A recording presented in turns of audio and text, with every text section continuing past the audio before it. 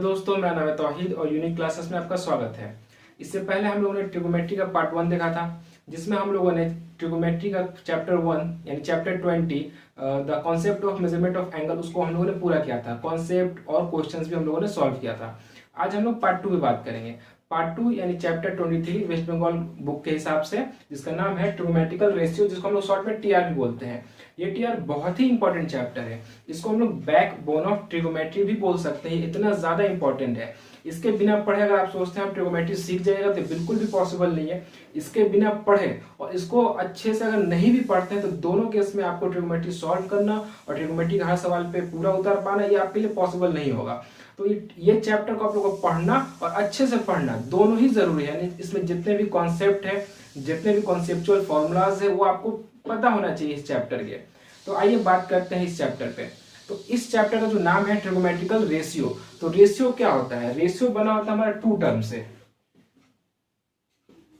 Ratio ऐसा जो to term से मिलकर के बना हो, मिनिमम टू टर्म, जैसे कि हम लोग जानते हैं, ऐसा हम लोग लिखते हैं 2:3, 4:5, क्या मिनिमम टू टर्म से मिलकर के हमारा रेशियो बनता है। तो इसमें भी ट्रिगोमेट्रिकल रेशियो मिनिमम हम लोग टू टर्म देखेंगे। ठीक है, तो ट्रिगोमेट्रिकल रेशियो जो है, जैसा कि पहली बात मैंने बोला कि ये बैकबोन ऑफ ट्रिगोमेट्री है। ठीक है, इसके बिना ट्रिगोमेट्री बना पाना इम्पॉसिबल है। और दूसरी बात, ये TR only applicable for right angle triangle, only applicable for right angle triangle. And जो टीआर का जो कॉन्सेप्ट है, हम लोग सिर्फ राइट एंगल ट्रायंगल में ही लगा सकते हैं। एक राइट एंगल ट्रायंगल किसको बोलते हैं? जिसका एक एंगल 90 का हो, और ये एक वाहिद, एक इकलौता ऐसा ट्रायंगल है जिसके तीनों साइड्स के एंगल होते हैं। हम लोग जानते हैं जो 90 के सामने होता है उसको हम लोग हाइपोटेनियस बोलते हैं, जिसको एच से डिनोट किया जाता है। ठीक है, और बाकी दो एंगल को हम लोग परपेंडिकुलर और बेस बोलते हैं। अगर आपसे पूछा जाए कि इसमें परपेंडिकुलर और बेस कौन सा है, तो अक्सर का जवाब ये होगा कि ये जो सीधा खड़ा है इसको हम लोग परपेंडिकुलर बोलते हैं, और जो नीचे लेटा हुआ उसको हम लोग बेस बोलते हैं। ठीक है, ऐसा ही जवाब होगा सबको। ये जो 90 के सामने वाला जो तिरछा होता है उसको हाइपो बोलते हैं, जो सीधा खड़ा है उसको परपेंडिकुलर बोलते हैं, और जो लेटा है उसको बेस बोलते हैं। ये आपका जवाब होगा, मेरा नहीं है। तो आपका जवाब अभी तक आप लोग को 9 तक जितना जो बात बताया गया उस हिसाब से आपका जवाब सही है। लेकिन यहाँ पर अगर आप ऐसा बोलते हैं तो आप कंप्लीटली रॉन्ग हो, पूरा का पूरा आपने गलत बोला है। और अगर आप इस कॉन्सेप्ट पे सवाल बनाते हो तो आपका सवाल गलत हो जाएगा, आप आंसर नहीं पा पाओगे और लास्ट में एग्जाम में आपके मार्क्स डिडक्ट हो जाएंगे। तो ऐसा डायरेक्ट कह देना कि एक पी होगा एक पी होगा, ये बिल्कुल गलत है। ओके, क्योंकि ये जो राइट एंगल ट्रायंगल है इसके बारे में बताया था पाइथागोरस ने इस ट्रायंगल के बारे में बताया था। और पाइथागोरस ने कहा था कि नोबडी कैन डिटरमाइन, कोई भी नहीं बता सकता परपेंडिकुलर एंड बेस। ये पाइथागोरस का स्टेटमेंट है कि नोबडी कैन डिटरमाइन, कोई भी नहीं बता सकता क्या? परपेंडिकुलर एंड बेस, परपेंडिकुलर और बेस कोई भी नहीं बता सकता। व्हेनेवर, जब तक an acute angle is not given, जब तक एक एक्यूट एंगल ना दिया हो तब तक कोई भी नहीं बता सकता कि राइट एंगल ट्रायंगल में परपेंडिकुलर कौन सा होगा और बेस कौन सा होगा। तो एक्यूट एंगल किसको बोलते हैं? हम लोग जानते हैं कि हमारा एक्यूट एंगल क्या होता है। एक्यूट एंगल जो 0 से बड़ा हो लेकिन 90 से छोटा हो, उसी को हम लोग क्या बोलते हैं? Acute angle. 0 से वो ज्यादा होगा और 90 से कम होगा, वो हमारा होता है एक्यूट एंगल। तो क्या था? Nobody can determine perpendicular and base whenever an acute angle is not given. कोई भी हो, ये पाइथागोरस का स्टेटमेंट है कि कोई भी हो, कितना बड़ा मैथमेटिशियन ही क्यों ना हो, वो भी ये बात नहीं बता सकता कि इस ट्रायंगल में परपेंडिकुलर और बेस कौन सा होगा, जब तक एक एक्यूट एंगल ना दिया हो। यानी आपको परपेंडिकुलर और बेस बताने के लिए एक एक्यूट एंगल पता होना चाहिए। हम ऐसे ही आंख बंद करके नहीं बोल सकते कि परपेंडिकुलर है और ये बेस है, जब तक हमको एक एक्यूट एंगल ना दिया हो। तो ये बात आप लोग ध्यान रखेंगे कि एक राइट एंगल ट्रायंगल में परपेंडिकुलर और बेस को पहचानने से पहले हमको पहले उसमें एक एक्यूट एंगल खोजना होगा। अगर मान लीजिए ये हमारा एक्यूट एंगल है, तो ऑलवेज एक्यूट एंगल के सामने वाला जो होता है ना वो परपेंडिकुलर होता है। और एक्यूट एंगल देखें, ये जो तिरछा है 90 के सामने वाला ऑलवेज हाइपोटेनियस होता है। ओके, अच्छा, 90 के ये एक्यूट एंगल के सामने वाला परपेंडिकुलर होता है, और एक्यूट एंगल जिस पे बना है वो हमारा बेस होता है। ओके, बात समझ में आ रही है? छोटी सी बात है, 90 के सामने वाला हाइपो ऑलवेज, ओके, लेकिन परपेंडिकुलर और बेस बताने के लिए हमें एक एक्यूट एंगल पता होना चाहिए। अगर एक्यूट एंगल यहाँ दिया है तो एक्यूट एंगल के जो सामने वाला है वो हमारा परपेंडिकुलर होगा, और एक्यूट एंगल जिस पर बना है वो हमारा बेस होगा। ठीक उसी तरह अगर एक्यूट एंगल अगर यहाँ दिया है तो अगर हमारा एक्यूट एंगल यहाँ किया है तो ये 90 बन रहा है, 90 के सामने ये हाइपो हो जाएगा। ओके, और 90 को हम लोग ऐसे दिखाते हैं, ऐसे सीधा खड़ा करते हैं, एक स्क्वायर टाइप का यहाँ पे बन जा रहा है, और बाकी एंगल को हम लोग ऐसे ऐसे कर देते हैं। ठीक है, एंगुलर बनता है, लेकिन यहाँ पे पूरा स्क्वायर टाइप का ऐसा कुछ बनता है। ठीक है, वो 90 को बता रहा है। अगर 90 नहीं भी लिखा और कोई ऐसे कर रहा है तो बताना चाह रहा है आपको कि वहाँ पे 90 बन रहा है। ओके, मैंने कहा कि एक्यूट एंगल यहाँ पे है, तो जैसा कि अभी मैंने थोड़ी देर पहले बताया कि एक्यूट एंगल के जो सामने होता है वो हमारा परपेंडिकुलर होता है, और एक्यूट एंगल जिस पर बना है वो हमारा क्या होगा, बेस होगा। तो ये जरूरी नहीं कि जो सीधा खड़ा है वो हमारा परपेंडिकुलर होगा, लंब होगा, अमूद होगा, जरूरी नहीं है। बचपन में हमको यही बताया गया था, जो सीधा खड़ा है उसको परपेंडिकुलर बोलते हैं, जो लेटा हुआ है, जो सोया हुआ है उसको बेस बोलते हैं। लेकिन ये कॉन्सेप्ट सरासर गलत है। एक्चुअल में ऐसे हम लोग पकड़ते हैं कि क्या परपेंडिकुलर होगा और क्या बेस होगा। ओके, एक और छोटा सा एग्जांपल ले लीजिए। अगर हमको कोई ट्रायंगल ऐसे बना है, ऐसे बना, और यहाँ पे ऐसे कर रहा है, अगर ऐसे करता तो कोई एंगल का बात कर रहा है, लेकिन जब वो ऐसे एक सर्कुलर स्क्वायर टाइप का बनाने की कोशिश कर रहा है, मतलब कहना चाहिए 90 है, और 90 के सामने ऑलवेज हमारा हाइपो होता है। ओके, अब इसमें हमको क्या हो सकता है, ये या तो ये परपेंडिकुलर होगा या तो ये परपेंडिकुलर होगा, तो हमको नहीं बता सकते जब तक एक एक्यूट एंगल ना दिया हो।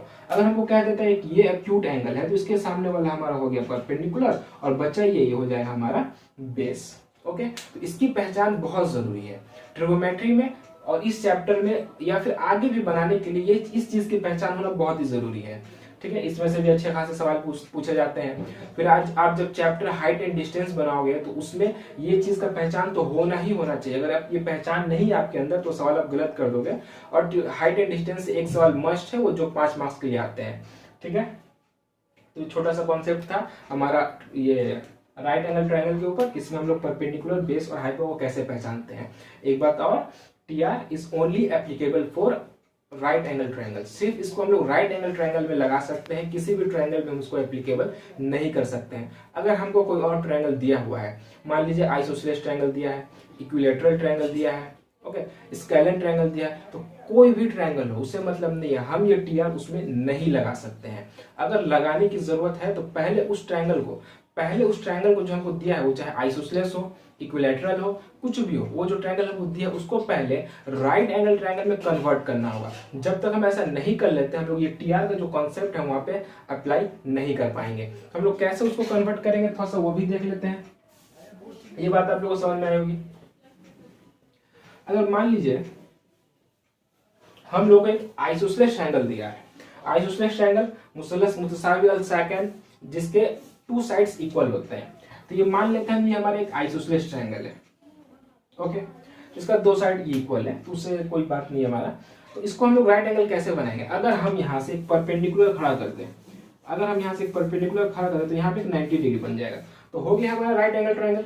यहाँ भी राइट और यहाँ भी राइट एंगल ट्रायंगल, यानी एक टीआर यहाँ पे लगा देंगे और एक टीआर यहाँ पे लगा देंगे। दोनों अगर कुछ पूछता है, यहाँ का पूछता है तो सिर्फ यहाँ पे लगा देंगे, यहाँ का पूछता है तो सिर्फ यहाँ पे लगा देंगे। दोनों तरफ का पूछता है तो एक बार यहाँ का काम करना होगा, एक बार यहाँ का काम करना होगा। आप आधा करके देखो, आधा देखो, ये सीधा खड़ा है, यहाँ पे 90 बना है, तो 90 के सामने वाला हो गया हमारा हाइपो।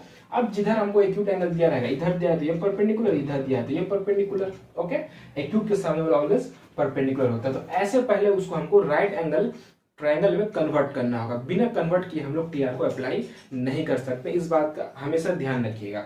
ओके, 2 बातें मैंने बताई, एक कि बैकबोन है, यानी इसका पढ़ना और अच्छे से पढ़ना हम लोग के लिए बहुत जरूरी है अगर कोई ट्रिगोनोमेट्री सीखना चाहता है और अच्छे से बनाना चाहता है तो। दूसरा, ये टीआर को हम लोग सिर्फ राइट एंगल ट्रायंगल में लगाएंगे, और राइट एंगल ट्रायंगल में हम लोग परपेंडिकुलर, हाइपो और बेस कैसे पता करते हैं मैंने वो भी आप लोगों को बताया। शायद इससे पहले ये तरीका आप लोगों को पता ही नहीं होगा, ये एक्चुअल कॉन्सेप्ट है जिससे हम लोग को परपेंडिकुलर और बेस पता किया जाता है, लेकिन ये जल्दी बताया नहीं जाता है। ओके,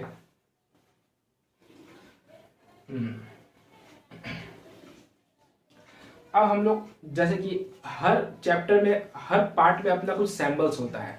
अगर आप अर्थमेटिक पढ़ते हैं तो प्योर अर्थमेटिक बनाने का तरीका ये है कि आप 1 लेट करो या 100 लेट करो, लेट 1 लेट 100। हम लोग जो अर्थमेटिक भी बनाते हैं लेकिन लेट कर लेते हैं एक्स वाई, तो ये प्योर अर्थमेटिक बनाने का तरीका नहीं है। जब आप क्लास 4 5 तक या 3 तक ऐसे ही सिखाया जाता है कि 1 और 100 लेट करके बनाना है। उसके बाद हम लोग अलजेब्रा सीखते हैं और अलजेब्रा के हिसाब से लेट करके बनाते हैं, एक्स वाई जेड करके बनाते हैं। अर्थमेटिक में क्या लेट करते हैं, 1 और 100। अलजेब्रा में alphabet A B C D X Y Z. तो उसके ट्रिगोमेट्री में भी कुछ अपने अपने सिंबल्स होते हैं जिसको हम लोग लेट कर सकते हैं। ऐसे वो एक्यूट एंगल है, जैसे कि alpha, beta, theta, phi, psi, delta, ये सब हमारे सारे के सारे एक्यूट एंगल को दिखाते हैं। एक्यूट एंगल अगर ये कहीं लिखा हुआ है मतलब ये आपको बताना चाह रहा है कि क्या है, एक एक्यूट एंगल को बता रहा है। ये हमारा अल्फा होता है, ये बीटा होता है। देखिए बीटा बी नहीं है, ये बी का थोड़ा सा इसको हम लोग नीचे खींचते हैं, बीटा। ओके, ये हमारा थीटा होता है।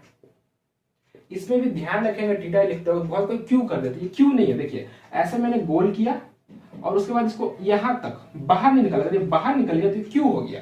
क्यू नहीं बनानी, गलत हो जाएगा। ये थीटा ये अंदर ही रहेगा। ओके, और ये हमारा फाई, ओके फाई पूरा पेट काट देंगे। ये साई, ये डेल्टा। ओके, ये कुछ एक्यूट एंगल है, यानी कुछ जैसे कि हम लोग अलजेब्रा में एक्स वाई जेड लेते हैं, उसी तरह ट्रिगोनोमेट्री में कुछ एक्यूट एंगल है जिसको हम लोग alpha, beta, gamma, theta, phi, psi, delta वगैरह से हम लोग दिखा सकते हैं। ओके, अब आते हैं हम लोग एक्चुअल बात पर। अब हमारा जो एक्चुअल बात है ट्रिगोनोमेट्री टी आर, उस पर हम लोग आते हैं। लेकिन थोड़ा सा लिखने का एक तरीका देख लेते हैं। जैसे कि एक हमारा राइट एंगल ट्रायंगल दिया, ठीक है, इसका नाम मैं लिख देता हूं ए बी सी। तो हम यहाँ पे देख रहे हैं कि यहाँ पे 90 बन रहा है, तो 90 के सामने वाला ऑलवेज हाइपो होता है, तो ये एच हो गया। ओके, अब हमको कहता है कि यहाँ पे अल्फा है और यहाँ पे थीटा है। यहाँ पे अल्फा बना है, यहाँ पे थीटा बना है, दोनों जगह ही एक्यूट एंगल हमको दिए हुए हैं। ऐसे तो दो एक्यूट एंगल होते हैं, लेकिन जो दिया है उसके हिसाब से हम काम करते हैं। यहाँ पे दोनों ही दिया हुआ है। अब परपेंडिकुलर और बेस पूछेगा तो हम क्या लिखेंगे, तो इसको लिखने का तरीका यह है, according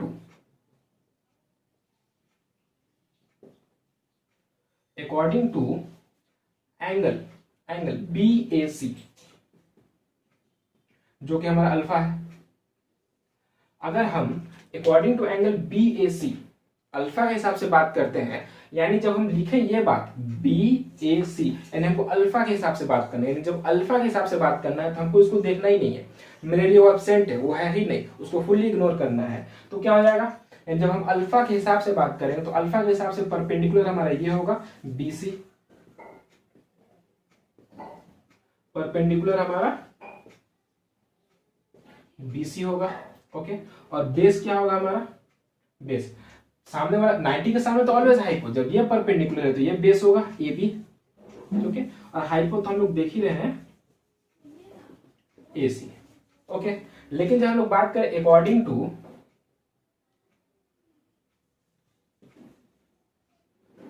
to angle B C A, जो कि थीटा है, अगर हम थीटा के हिसाब से बात करेंगे तो हमको अल्फा को टोटली इग्नोर करना पड़ेगा। यानी थीटा के हिसाब से ये हमारा परपेंडिकुलर हो जाएगा, ये परपेंडिकुलर होगा हमारा ए बी। जब ये परपेंडिकुलर है तो ये बेस होगा हमारा बी सी, और हाइपो तो ऑलवेज ए सी। ओके, ये एक्चुअल में लिखने का तरीका हो जाएगा। अगर हम इसके हिसाब से कर रहे तो क्या होगा और इसके हिसाब से कर रहे तो क्या होगा, तो ऐसे हम लोग भी लिख सकते हैं। ठीक है, इसको भी आप लोग थोड़ा सा ध्यान में रखिएगा। ऐसे 2-4 ट्रायंगल बना करके नेमिंग चेंज करके, मैंने एबीसी लिया, आप पीक्यूआर ले लो, एसटीएम ले लो, नेमिंग चेंज करके ऐसे लिखने का 1-2 बार प्रैक्टिस कीजिएगा। ओके, तो अब हम लोग थोड़ा सा आगे देखते हैं। अब हम लोग आते हैं एक्चुअल में चैप्टर में इंटर करते हैं। तो टी आर, ट्रिगोनोमेट्रिकल रेशियो, तो क्या नॉर्मल तो रेशियो हम लोग देखा हमने 2:3, 4:5, ये सब हमारा नॉर्मल रेशियो है। तो नॉर्मल रेशियो और ट्रिगोनोमेट्रिकल रेशियो में क्या फर्क है, तो ट्रिगोनोमेट्रिकल रेशियो टोटल 6 होते हैं, जो हम लोग जैसे कि हमारा है साइन, कॉस, टेन, कॉट, सेक, कोसेक, ये हमारा 6 1 2 3 4 5 6 ट्रिगोनोमेट्रिकल रेशियो है। इसी 6 के बेसिस पे हम लोग पूरा चैप्टर करेंगे, पूरा ट्रिगोनोमेट्री करेंगे। ओके, अच्छा मैं एक फिगर बनाता हूं। A B C. अगर मैं यहाँ पे थीटा ले लेता हूँ तो थीटा के हिसाब से ए बी हमारा परपेंडिकुलर हो जाएगा और ये हमारा बेस हो जाएगा। ओके, तो साइन थीटा, एक बात और हमेशा याद रखेंगे, जो ट्रिग्मेटिकल रेशियो इसके साथ एक एक्यूट एंगल ऑलवेज होना ही चाहिए, एक एक्यूट एंगल ऑलवेज होना चाहिए। हम सिर्फ साइन अगर लिखते हैं, साइन बराबर समथिंग लिख देंगे तो गलत हो जाएगा। साइन उसके साथ कोई एंगल होना चाहिए। हमको एंगल नहीं दिया है, कुछ भी हो सकता है, 1 2 3 30 60 40 कुछ भी हो सकता है। हमको एंगल नहीं दिया है तो हमने क्या किया, यहाँ पे थीटा ले लिया। ठीक है, यहाँ पे भी हमें नहीं दिया तो हमने theta theta theta theta theta सबके साथ हमने थीटा ले लिया। ओके, तो साइन थीटा, ये बात याद रखना है आप लोगों को, साइन थीटा बराबर होता है P by H. P means perpendicular by hypotenuse. ठीक है, sine theta P by H, cos theta B by H, tan theta P by B, cot theta B by P, sec theta H by B और cosec theta H by P. ये आप लोगों को याद होना चाहिए। ओके, ये general formula है, ये आपको पूरा एकदम जबान पे होना चाहिए। Sine theta P by H, cos theta B by H, tan theta P by B, cot theta B by B, sec theta H by B, cosec theta H by P. ये बात आप लोग एकदम रटा हुआ होना चाहिए, एकदम रट लीजिए इसको। साइन P बाई एच, ये जनरल फॉर्मूला, आपको फिगर देखने की जरूरत ही नहीं है, फॉर्मूला रट लेना है। Sine theta P by H, यानी परपेंडिकुलर बाई हाइपो होता है हमारा sine theta. Okay, cos theta B by H, base by hypo, tan theta P by B, perpendicular by base, cot theta base by perpendicular, sec theta H by B, hypo by base, और cosec theta H by P, hypo by perpendicular. ये general form में हम लिख देंगे, लेकिन जब इसका naming करना पड़ेगा, वैल्यू पुट करना पड़ेगा, तो यहाँ पर इस फिगर में देखिए हमारा परपेंडिकुलर कौन है, ए बी है, यानी पी के यहाँ पे क्या होगा, ए बी होगा। तो अभी हमको वैल्यू नहीं दिया, ए बी का वैल्यू हो सकता है 4 हो, 5 हो, 6 हो। तो अगर ए बी का वैल्यू 4 होता तो पी के जगह पे हम 4 लिख देते हैं, 5 होता तो 5 लिख देते हैं। ओके, अच्छा एच क्या है हमारा, ए सी। उसी तरह यहाँ पे बी, बी क्या है हमारा, बी सी, और एच क्या है हमारा, ए सी। तो जब पी, पी है हमारा ए बी। ये नेमिंग हम लोग जो कर रहे हैं, ये नेमिंग तो हम फिगर देख के कर रहे हैं, जैसा फिगर उस हिसाब से नेमिंग चेंज हो जाएगा। फिगर अलग दिया यानी उसमें पी क्यू आर कर दिया तो नेमिंग चेंज हो जाएगा, थीटा यहाँ ना देकर के यहाँ दिया तो नेमिंग चेंज हो जाएगा। लेकिन ये जो मैंने लिखा है जनरल फॉर्मूला है, ये कोई भी ट्रायंगल हो, कोई भी नेमिंग हो, फॉर्मूला आपको ये रट के रखना है, sine P by H, cos B by H, ये पूरा आप लोग को रट करके रखना है। ठीक है, अच्छा एक्चुअल में इनका पूरा नाम होता नहीं है, साइन का पूरा नाम होता है साइन, कॉस का होता है कोसाइन, टैन का होता है टेंजेंट, कॉट का होता है कोटेंजेंट, सेक का होता है सेकेंड, और कोसेक का होता है कोसेकेंड। ये जो है इनका फुल नेम है,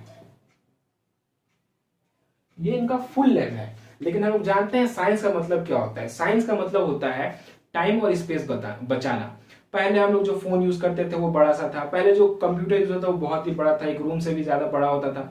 अगर कोई साइंटिस्ट ऐसा कंप्यूटर बनाए उससे 2 गुना और बड़ा हो और ज्यादा स्लो चले तो कोई भी शख्स उसको खरीदना नहीं चाहेगा। आजकल हम लोग जो डिवाइस लेते हैं, नया डिवाइस लेते हैं, उसमें फीचर्स देखते हैं कि और ज्यादा फास्ट हो और ज्यादा अच्छा हो, यानी जिससे हमारा टाइम और स्पेस बचे। ठीक है, तो साइंस का ये काम है। तो यहाँ पे जो इसके नाम थे बहुत ही बड़े बड़े थे, साइन, कोसाइन, टेंजेंट, तो बोलने में भी दिक्कत, लिखने में भी ज्यादा स्पेस लेगा और टाइम लेगा, इसलिए इसको शॉर्ट किया गया केमिस्ट्री के फॉर्मूला की तरह। केमिस्ट्री में कैसे हम लोग हाइड्रोजन का H लेते हैं, हीलियम का He लेते हैं, लिथियम का Li लेते हैं उनका सैंपल्स के लिए, उसी तरह यहाँ पर साइन का साइन, कॉस का कोसाइन का कॉस, टेंजेंट का टैन, को टेंजेंट का कॉट, और सेकेंड का सेक, और को सेकेंड का कोसेक। ये ऐसे दिया गया और हम लोग काम इसी पे करेंगे। अगर भूल कर भी कोई अपना नॉलेज दिखाने के लिए ये चीज लिखता है तो उसको काट दिया जाएगा। आपको वहां पर ज्यादा नॉलेज नहीं दिखाना है, आपको इसी पे काम करना। आप जानते हो अच्छी बात है, ठीक है, लेकिन ये पूरा लिख करके कभी सवाल बनाने की कोशिश भी मत कीजिएगा, आपको इसी पे सवाल बनाना है। ओके, इसको आपको याद रखना है, मैं बार बार बोल रहा हूँ, ये बहुत जरूरी है आपको याद रखना। इसके बिना याद रखे आप कोई भी सवाल नहीं बना पाओगे इस चैप्टर का। ठीक है, इस चैप्टर, ये पार्ट 2 चल रहा है हम लोग का ट्रिग्नोमेट्री का। इस पार्ट 2 में हम लोग चैप्टर 23.1 और 23.3 करेंगे। 23.2 है उसको हम लोग नेक्स्ट पार्ट में करेंगे, पार्ट 3 में करेंगे। Okay, sine P by H, cos B by H, tan P by B. तो ऊपर का जो 3 होता है इसको हम लोग डायरेक्ट बोलते हैं, डायरेक्ट रेशियो, और ये नीचे का 3 होता है ना, हम लोग इनवर्स रेशियो बोलते हैं। 6 हमारा टी आर है, लेकिन ऊपर का 3 डायरेक्ट कहलाता है, नीचे का 3 इनवर्स कहलाता है। क्यों? यहाँ पे देखिएगा, साइन पी बाई एच, इसको इनवर्स कीजिए एच बाई पी, उसका इनवर्स हुआ ना। कॉस बी बाई एच, उसका इनवर्स कीजिए H by B. Tan P by B, उसको उल्टा कीजिए बी बाई पी। इनवर्स हो जा रहा है, इसलिए इसको हम लोग डायरेक्ट बोलते हैं और इसको हम लोग इनवर्स बोलते हैं। ओके, तो इसका आप लोग, ये आप लोग लिख लीजिए, इसका स्क्रीनशॉट ले लीजिए, हम लोग आगे की तरफ करते हैं। ओके, फिर से मैं कह रहा हूं कि फुल नेम नहीं लिखना है। पहली बात, एकदम लिख करके रखिए, स्टार मार करके कॉपी में लिख लीजिए कि फुल नेम ये नहीं लिखना है आप लोगों को। और दूसरी बात, ये एंगल कभी भूलना नहीं है, सपने में भी ये एंगल नहीं छोड़ देना है। अगर आप सिर्फ साइन लिख करके ऐसे काम करते हैं, साइन बराबर पी बाई एच, तो आप पूरा का पूरा सवाल बना दो, कोई फर्क नहीं पड़ता, एग्जामिनर उसको कट कर देगा। तो इस बात पर आप लोग खास ख्याल रखेंगे।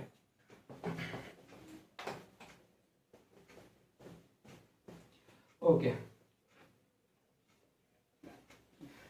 अच्छा, और एक छोटी सी बात, जैसे कि हमको अगर ऐसे दिया है साइन थीटा बराबर 1, मान लेते हैं हमको साइन थीटा बराबर 1 दिया। ये थीटा जो है एक्यूट एंगल है, एक्यूट एंगल कुछ भी हो सकता है। थीटा बराबर 1 दे सकता है तो हम लोग 1 लिख देंगे, साइन 1। थीटा बराबर 30 दे सकता है तो हम 30 लिख देंगे, साइन 30। हमको कोई भी एंगल दे सकता है वहां पे। तो ये साइन थीटा, इसका मतलब ये एक्चुअली ये मल्टीप्लाई में नहीं है। अगर आप ऐसे लिखते हो theta is equal to 1 by sine, तो गलत हो जाएगा। ठीक है, ये एक्चुअली मल्टीप्लाई में नहीं है। फिर आपको साइन का वैल्यू पूछता है तो आप sine is equal to 1 by theta लिखते हो, ये भी गलत हो जाएगा। ऐसे जब मल्टीप्लाई में रहता है ऐसे 2a बराबर 1, तो हम लोग a निकालने के लिए 2 को नीचे भेज देते हैं 1 बाई 2। तो ये क्योंकि ये मल्टीप्लाई में, ये प्रोडक्ट है, इसलिए हम उसको नीचे भेज दें। लेकिन यहाँ पे वो कॉन्सेप्ट नहीं है, इस बात का भी आप लोग ध्यान रखेंगे। ओके ओके, ठीक है। अब हम लोग कुछ वर्किंग फॉर्मूलाज पे बात करते हैं, कुछ फॉर्मूलाज पे जो हम लोग को इस चैप्टर में जरूरत होगा। तो पहला है हमारा working formula, sine square theta plus cos square theta is equal to 1। Sine square theta plus cos square theta is equal to 1। यहाँ पे थीटा क्या कह रहा है, अगर यहाँ पे 30 डिग्री है तो यहाँ पे 30 होना चाहिए, यहाँ पे 60 है तो यहाँ पे 60 होना चाहिए, यहाँ पे अगर 1 डिग्री है तो यहाँ पे 1 डिग्री। जब ऐसा होता है यानी साइन स्क्वायर थीटा और प्लस कॉस स्क्वायर थीटा जब ऐड करते हो आपको 1 मिलेगा। तो आप इसे, ये तो आपका फॉर्मूला हो गया। ठीक है, आप दूसरा फॉर्मूला भी इसे निकाल सकते हो। कैसे? अगर आप कॉस को वहां भेज दो तो आपका साइन स्क्वायर बराबर कितना आ जाएगा, साइन स्क्वायर थीटा बराबर 1 माइनस कॉस स्क्वायर थीटा। आपको एक ही फॉर्मूला याद था, आपने दूसरा खुद से निकाल लिया। अच्छा, अगर आपने साइन को उधर भेज दिया तो कॉस स्क्वायर थीटा बराबर क्या हो जाएगा, 1 माइनस साइन स्क्वायर थीटा। अगर यहां से आपको कॉस का वैल्यू पूछ लेता है तो आप स्क्वायर हटा दो, कॉस का या साइन का पूछता तो स्क्वायर हटा देते। स्क्वायर हटाने से हमको क्या पता दिया, cos theta is equal to root under 1 minus sine square theta. तो कॉस का हो चाहे साइन का हम लोग पता कर सकते हैं। तो एक फॉर्मूला से हमने कई फॉर्मूला देख लिया, तो आपको मेन ये याद रखना है, ये याद रखना है। ओके, और उसके हेल्प से दूसरा करना है। ठीक है, अच्छा, दूसरा होता है tan स्क्वायर थीटा। इस फॉर्मूला को चाहे तो आप लोग निकाल कर भी देख सकते हैं, इसका प्रूफ भी देख सकते हैं। प्रूफ क्या है, देखिए, साइन थीटा अभी हम लोगों ने कुछ देर पहले याद किया, साइन थीटा बराबर पी बाई एच। तो साइन थीटा का वैल्यू हुआ पी बाई एच, चूंकि स्क्वायर है तो मैंने स्क्वायर कर दिया। ओके, कॉस थीटा अभी हम लोगों ने कुछ देर पहले देखा कि कॉस थीटा बराबर होता है बी बाई एच। स्क्वायर है तो हमने स्क्वायर लिख दिया, हमें प्रूफ कर इसलिए left hand side. Okay, square हटा मतलब स्क्वायर ब्रैकेट हटा रहे, तो P square by H square plus B square by H square. दोनों के नीचे में इसको स्क्वायर, तो हमने एलसीएम ले लिया एच स्क्वायर।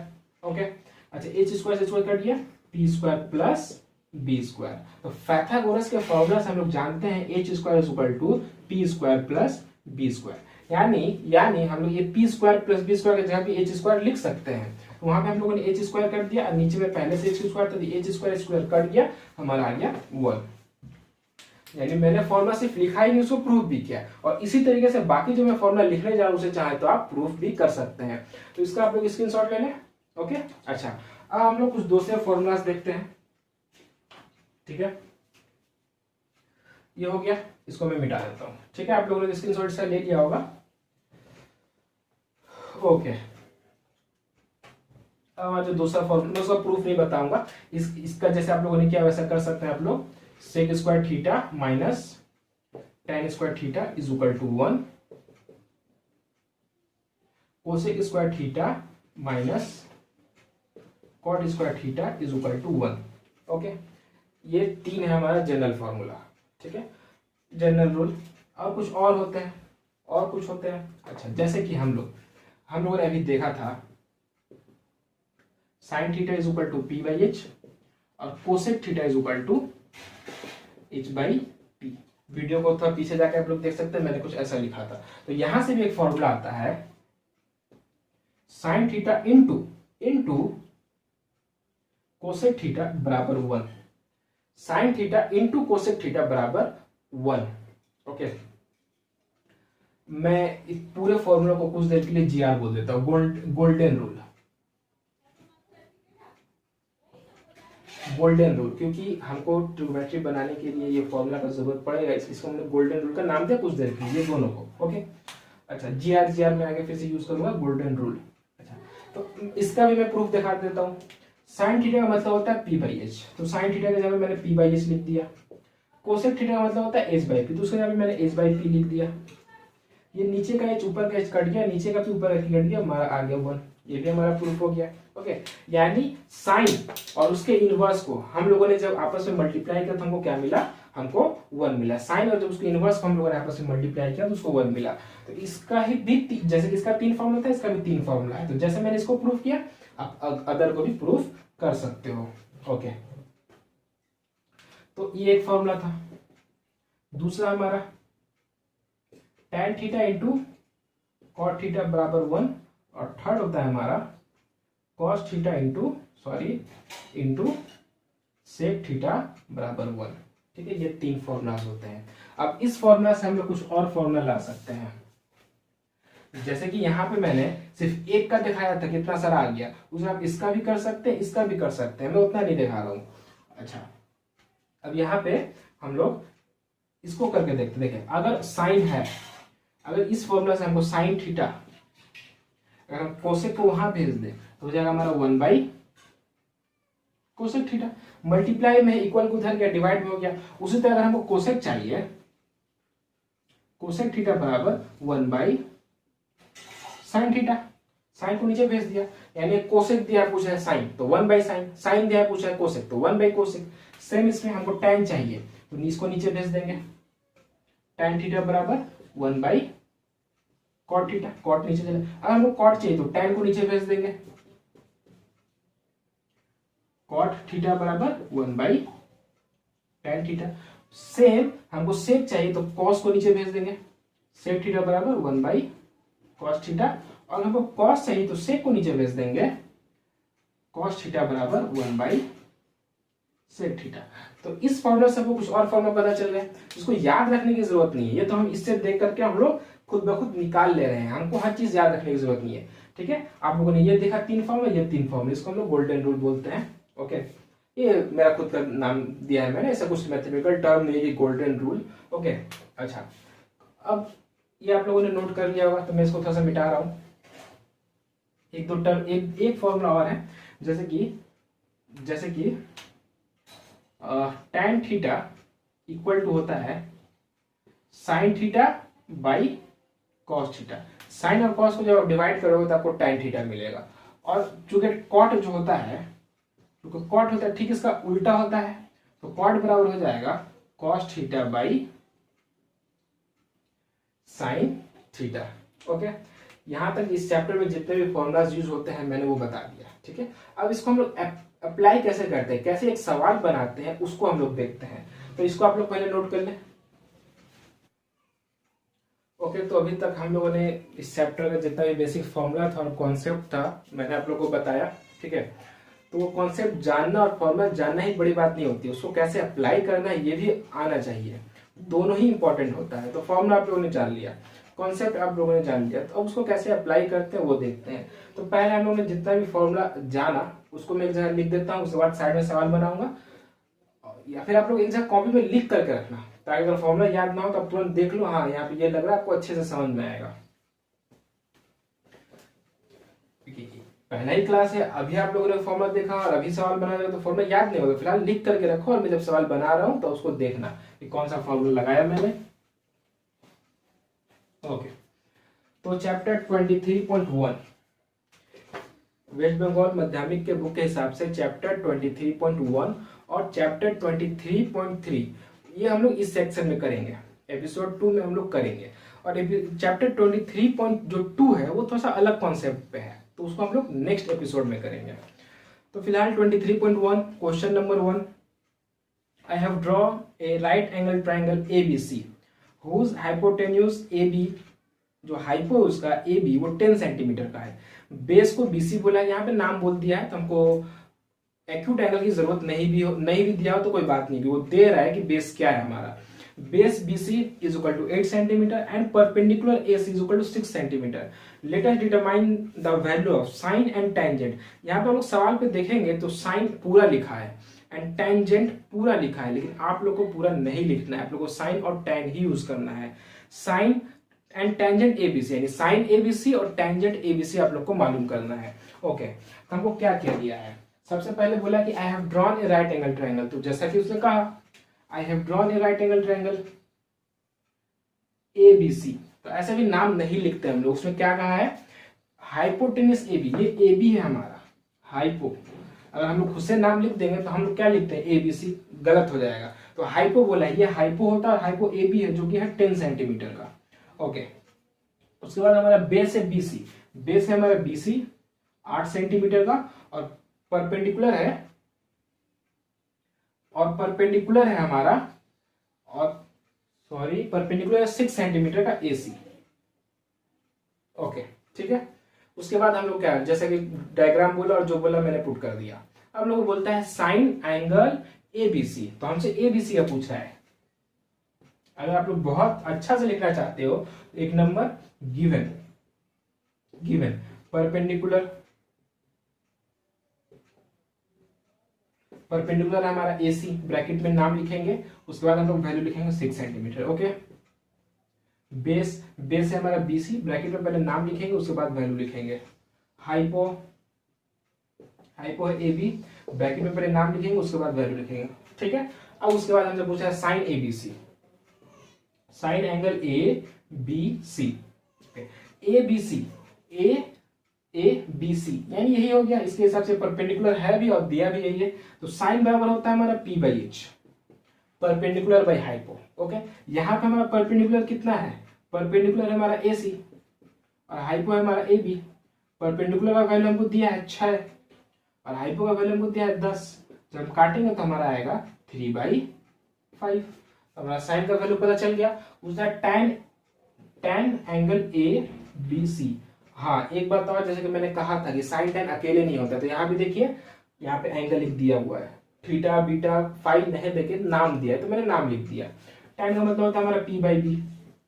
यहाँ पे हमारा P कितना है, P है 6 और B कितना है हमारा बेस BC है हमारा 8, तो कट के आएगा हमारा 3/4। ये एक आंसर हुआ साइन का, ये साइन का हुआ, ये हमारा टैन का हुआ। तो नॉर्मल सा सवाल था, हम लोग साइन और टैन पूछा, तो साइन का हमको पता था P/H होता है, कॉस का पता था P/B होता है, हमने उसका वैल्यू पुट कर दिया, हो गया। ओके, अच्छा क्वेश्चन नंबर 2 भी थोड़ा देख लेते हैं। उसी तरह क्वेश्चन नंबर 2, बस फिगर बनाने की बात है। मैं डायरेक्ट क्वेश्चन नंबर 4 पे आता हूँ।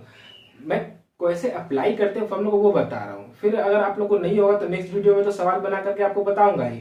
ओके, तो फिलहाल खुद से ट्राई करें, डरे नहीं, घबराए नहीं, घबराने की बात नहीं है। मैथ एक ऐसा इकलौता चैप्टर जिसमें लोग सबसे ज्यादा 100 लाते हैं, इसमें 100 लाना बहुत ही आसान है। ओके, तो थोड़ा सा मेहनत, थोड़ा सा ध्यान, थोड़ा सा कॉन्सेंट्रेट और आपका सवाल बन जाएगा। क्वेश्चन नंबर 4 करते हैं 23.1 का। If cos θ is equal to 7/25, then let us determine the value of all trigonometrical ratio of angle theta. Okay, cos θ is equal to 7/25। इसको आप लोगों ने देख लिया, मैं इसको मिटा देता हूं।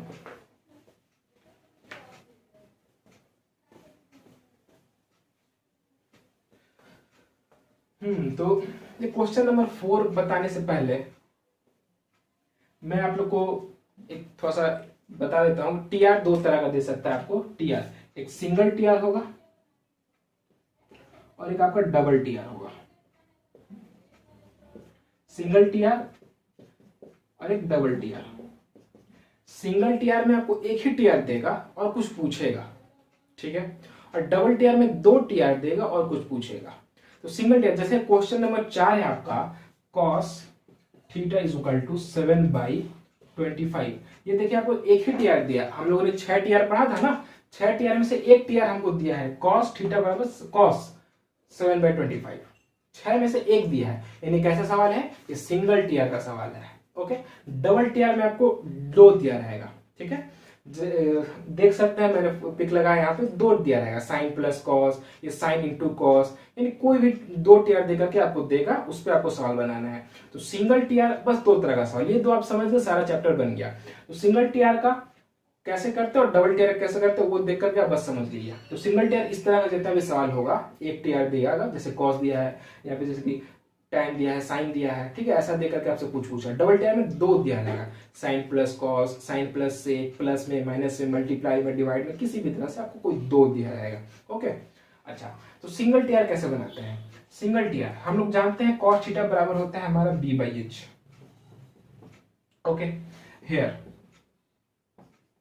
हम लोग b को मान लेंगे, एक कांस्टेंट ले लेंगे। जैसे कि हम लोग जानते हैं कि रेशियो जो होता है ना 2:3, तो रेशियो अगर हम बोले फर्स्ट वैल्यू 2 और सेकंड वैल्यू 3 तो गलत हो जाएगा। उसको वैल्यू लेने के लिए कांस्टेंट लेना पड़ता है, फर्स्ट वैल्यू 2x है और सेकंड वैल्यू 3x है। तो उसी तरह हम यहाँ पे कह देंगे कि बेस जो है हमारा, बेस b वो 7x है, ऊपर वाला बेस 7x। ओके, और नीचे वाला जो हमारा हाइपो है h वो हमारा 25x है।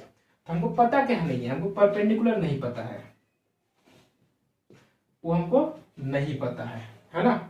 तो सिंगल टीआर को ऐसे ही बनाते हैं, हमको तो दो पता चल गया, कॉस दिया था b और h पता चल गया, tan दिया रहता p b पता चल गया, साइन दिया रहता p और h पता चल जाता, सेक दिया रहता h और b पता चल जाता। कोई भी सिंगल टीआर दिया है हमको कोई दो पता चल जाएगा।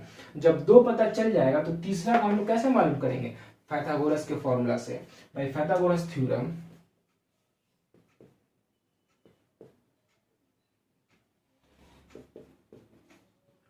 पाइथागोरस थ्योरम क्या है हमारा?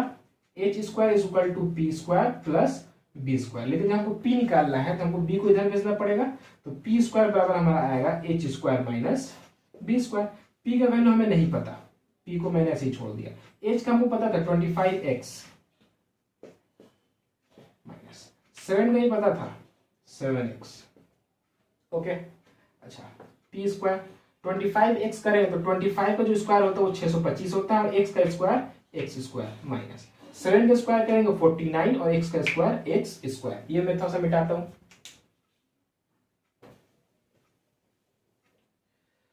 ठीक है, सिंगल टीआर का सवाल है।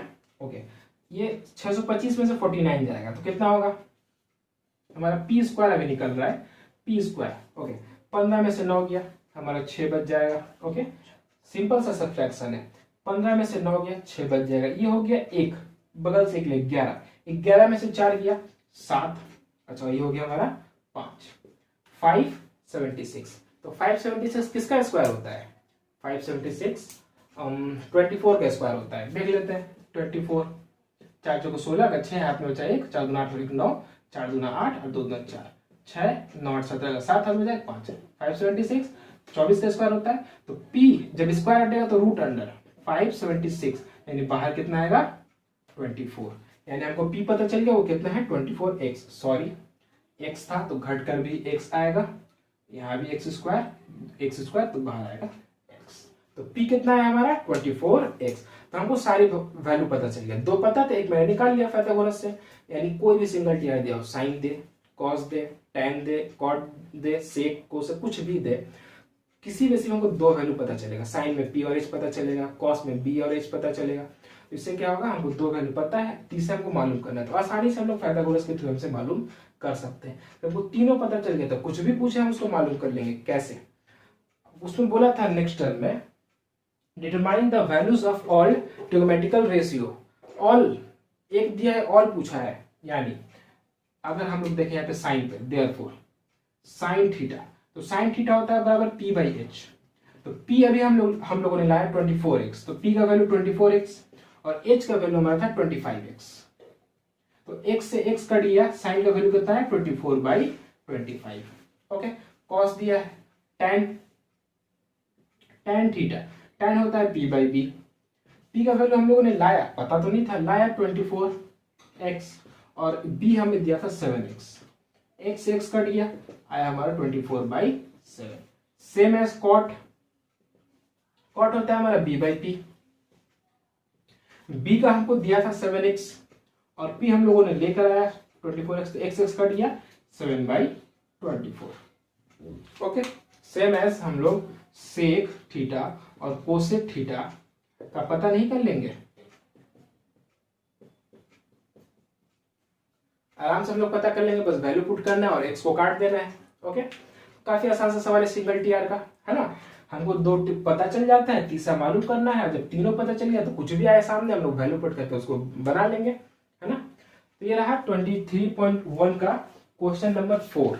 ओके, सो और भी कुछ सवाल हैं इसमें 23.1 में। मैं 23.1 का क्वेश्चन नंबर 5 आप लोगों को बताता हूँ। ओके, ये आप लोग कंप्लीट कर ही लेंगे। ओके, ये आप लोगों ने देख लिया होगा, 4 नंबर सवाल था। अब आगे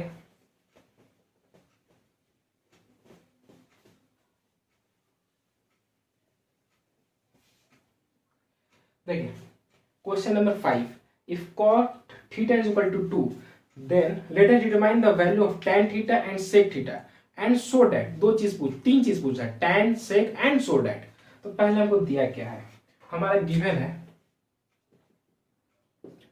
cot theta is equal to 2। हम लोग जानते हैं cot बराबर होता है p/b, लेकिन यहाँ पे सिर्फ 2 है, लेकिन ये भी हमको पता है कि 2 के नीचे कुछ नहीं तो 1 होता है। तो हियर हमको क्या पता चल गया कि हमारा जो p/b, ये पता है हमको p/b होता है। जो परपेंडिकुलर है, मैं पूरा नहीं लिख रहा हूं, आप लोग पूरा लिख लीजिएगा। परपेंडिकुलर है वो 2x है, जो बेस है वो x है 1x, और जो हाइपो है वो हमको पता नहीं, हमेशा हम लोग x पे लेंगे, डायरेक्ट 2 और 1 नहीं उतार देंगे, कुछ हाइपो में हम लोग ले लेंगे। ओके, तो फॉर्मूला हम लोग पता करते हैं by Pythagoras theorem. Okay, h square is equal to P square plus B square. h हमें नहीं पता तो h का मैंने h लिख दिया, p पता है 2x, स्क्वायर है तो स्क्वायर, प्लस b पता है x, स्क्वायर है तो स्क्वायर। ओके, उसके बाद h square is equal to 2 का स्क्वायर होता है 4 और x का x स्क्वायर और प्लस x का x स्क्वायर। तो ये हो गया हमारा h square is equal to 5x square. Okay, अच्छा, जब ये h का स्क्वायर हटेगा तो रूट आएगा, रूट अंडर 5x स्क्वायर। तो 5 सिंगल रहेगा, 5 1 जा 5, तो 5 बाहर नहीं आएगा, लेकिन x स्क्वायर है तो x बाहर आएगा, यानी रूट 5x। ये हमारा h का वैल्यू है, h का वैल्यू कितना होगा रूट 5x। ओके, हमको p भी h पता चल गया, तो अब कुछ भी हो हम बना सकते हैं। पहले हमसे पूछा था tan, नाउ हमसे क्या पूछा था उसने, tan थीटा। tan थीटा होता है p/b, p हमको पता है 2x और b हमको पता है x, कट गया, सॉरी, tan cot तो हमारा b/p होता है, मैंने उल्टा लिख दिया था, b/p होता है, b/p। तो सारा उसी तरह रहेगा, बस ये b हो जाएगा और ये हमारा p हो जाएगा, सब उसी तरह, वैल्यू उतना ही आएगा। ओके, तो ये थोड़ा सा पलट जाएगा। ओके, p हमारा है x और b है हमारा 2x, तो ये कट गया, हमारा कितना है 1/2। वैसे भी हम लोग जानते हैं tan को इन्वर्स कर देने से हमारा cot मिलता है और cot को इन्वर्स कर देने से हमारा tan मिलता है। ओके, उसके बाद sec पूछा था उसने, तो sec theta is equal to, sec होता है हमारा h/b, तो h है हमारा 5x, रूट 5x और b है हमारा 2x, तो x से x कट जाएगा, हो जाएगा हमारा रूट 5/2। ओके, फिर 3 नंबर जो सवाल था, 3 नंबर सवाल में हमको प्रूफ करने को बोला है 1 plus tan square theta, 1 plus tan square theta is equal to sec square theta. तो पहले हम लोग लेफ्ट हैंड साइड ले लेते हैं, 1 plus tan square theta. Okay, 1 plus tan square theta. तो हम लोग दो तरीके से काम कर सकते हैं, एक tan का वैल्यू होता है p बाई बी, स्क्वायर है तो स्क्वायर, है ना। उसके बाद p का वैल्यू रख देंगे, b का वैल्यू रख देंगे, हो जाएगा। दूसरा, अगर वो करते हैं हम लोग, अगर हमको tan और sec का वैल्यू पता नहीं होता तो वो करते हैं, लेकिन हमको तो tan का वैल्यू पता है हाफ, तो tan थीटा का दिया हाफ, लेकिन ये स्क्वायर है, हम लोग यहाँ पे स्क्वायर कर देंगे। 1 प्लस 1/4, 4 1 जा 4 प्लस 1 हमारा आया 5/4, ये लेफ्ट हैंड साइड हुआ। अच्छा, तो राइट हैंड साइड, नीचे मेरा जगह नहीं है, मैं यहां कर देता हूं। Right hand side sec square theta, तो वैसे ही करते हैं। सेक का मतलब होता है h by B, okay. h का वैल्यू रखते हैं, b का वैल्यू रखते हैं, स्क्वायर है तो स्क्वायर कर देते हैं, ऐसे हमारा आ जाता है। लेकिन चूंकि हमको सेक का वैल्यू पता है तो हमको इतना करने की जरूरत नहीं है, डायरेक्ट हम लोग सेक का वैल्यू दिया √5/2, वैल्यू पुट कर दिया, और जो स्क्वायर है तो हमने इसका स्क्वायर कर दिया। √5 का स्क्वायर तो रूट हट जाएगा, ऊपर में आएगा 5, और 2 का square 4, left hand side equal to, ये हमको साबित करना बोला था, इतना बार इतना होना चाहिए। अगर हम लोग को 2 पता था, हम लोगों ने तीसरा मालूम कर लिया, बड़े ही आसानी के साथ हम लोगों ने ये बात को साबित कर दिया। ये 23.1 का क्वेश्चन नंबर हमारा था 5, ओके। अच्छा, इसको आप लोग देखें। उसके बाद मैं थोड़ा सा 20, ये भी सिंगल टीआर, एक दिया था हमको, इतना सारा पूछ दिया, एक ही दिया था, कितना पूछता है उसको नहीं देखना है, कितना दिया है, एक ही दिया है, एक ही दिया तो सिंगल टीआर का सवाल है, तो कितना आसान है। एक से हमको 2 पता चल गया, 2 से हम लोगों ने तीसरा पता, जब ये तीनों पता चल गया तो हम लोग कुछ भी मालूम कर सकते हैं, है ना। तो अब थोड़ा सा हम लोग देखते हैं।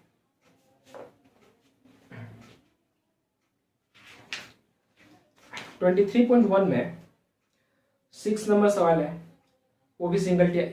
23.1 में आप लोग जितने भी सवाल है वो सिंगल टीआर पर ही है, ओके। और जब आप लोग 23.2 में जाएंगे, सॉरी 23.3 में जाएंगे, तो उसमें आप लोगों को क्वेश्चन नंबर 1 का 1 का 2, 1 का 3 और क्वेश्चन नंबर 2 ये सिंगल टीआर पे है। मैं कुछ लिख देता हूं। मैं इस वीडियो में आप लोग को डबल टीआर का सवाल नहीं बताना चाहता, क्योंकि बर्डन ज्यादा हो जाएगा। एक ही सवाल सीखे, अच्छे से सीखे। सिंगल टीआर पे आज सीख लेते हैं, डबल टीआर पे कल सीख लेंगे, तो दो अच्छे से करेंगे तो दोनों ऑलवेज याद रहेगा। थोड़ा थोड़ा दोनों करने का कोई फायदा नहीं है। तो ये तो आप लोगों ने देख लिया होगा, ठीक है। अगर आप लोग घर पे सवाल बनाना चाहते हैं तो होमवर्क के तौर पे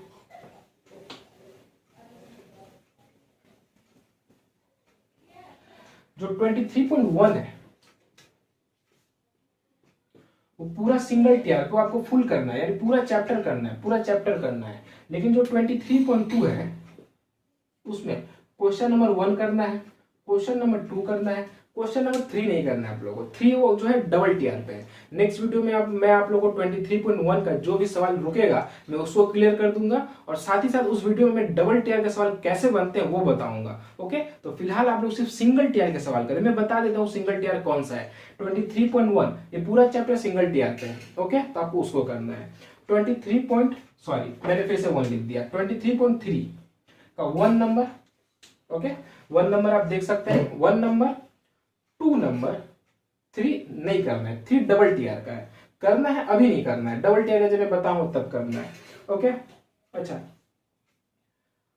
4 नंबर आप कर सकते हैं, 4 नंबर कर सकते हैं, 5 6, उसके बाद आप सारा कर सकते हैं।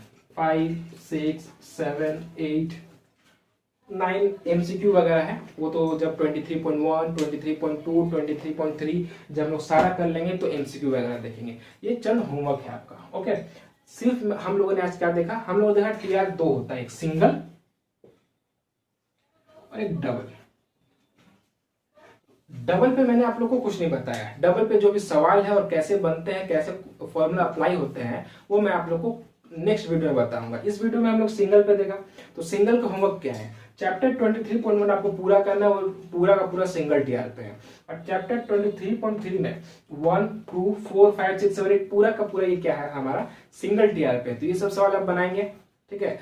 तो नेक्स्ट क्लास में, नेक्स्ट वीडियो में मैं आप लोग को चैप्टर 23.1 और चैप्टर 23. 3 में इनमें से कोई भी सवाल अगर रुका होगा तो मैं आप लोग को वो बता दूंगा। उसके बाद साथ ही साथ उसी वीडियो में हम लोग डबल टीआर का सवाल करेंगे कि कैसे डबल टीआर के क्वेश्चन को आसानी से हम लोग बनाते हैं। तो आज के लिए इतना ही। उम्मीद करते हैं वीडियो आपको पसंद आई होगी। तो वीडियो को लाइक करें, दोस्तों के साथ शेयर करें और चैनल को सब्सक्राइब करें। साथ साथ बेल आइकन को क्लिक जरूर करें ताकि हमारी हर वीडियो आपको सबसे पहले मिल सके।